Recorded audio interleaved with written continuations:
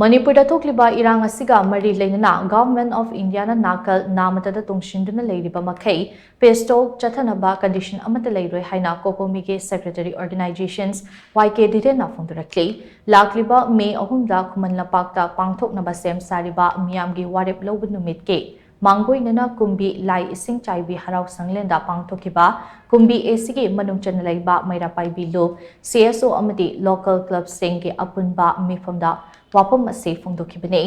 Command and Control Committee kumbi asina COCOMI ka khutsam naraga sinduna pangthokiba thorumaduda Dhiren na makhata na hai Manipur na India ki fiban nungda hek tin khebadagi ngasi pawda constitution na piba fundamental rights sing lamnam sigi yellow furup sing na phanglibra haibase hangbi yaba achoba wahang am oire chahi ani fazilaklaba irang asna maram oiraga lanjenari ba sing na ngasi Indian constitution ki fundamental rights sing ase phangli haina lofom thopra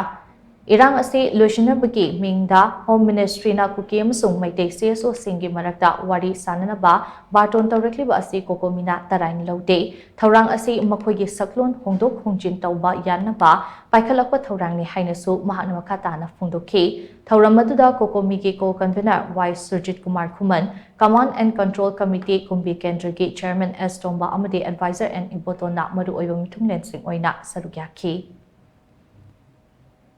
I quite lay my separate administration, lay parts of Shakairaga, I quit Tongan Malipama, Shimani, I will agenda, Ukalaga Sanagadi, Madugi Maram, like when it's Sanjelaga, Warish, Nabagi Maram Chile. Now, Madu, people sing a doy, Yabamoy, in their government, the Queen Irish, Madu, Shukaya,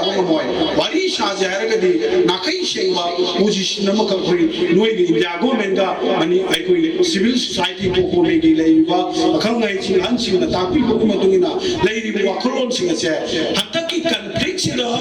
India government na leiriba role se mashi hana ai koi na khali ba se na koi na kangan ge na koi na koi da yeng du su kangalu madu khangmin na rakanda understand tong na rakanda la na shi waro shi por pai ba kuki go wari shana ba di matam gi matungina duma phibam na matam na soidana la India ki border oriba api papuro Manipur gumada thokliba asugumasi misam miyamna lenga amagi tohom thopa tongnaba haijaba laujaba tenthajaba kaya do taraktabadagi aikhoi ngasidi aikhoi apunbagi kholaw apunbagi oiba wari makhna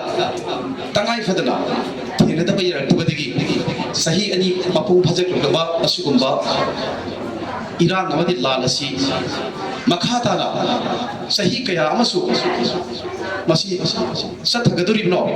aduna masi aikhoi tangai khadana miyang gi apunba lingjen amadi apunba khulaudana masi tangai khadana aikhoi maleng gi miyam da India na mahaki apipa proof sinda India gi national interest sanari base Sumibra, Lalibra, have it all. Malengi Miam, like way, Kanda,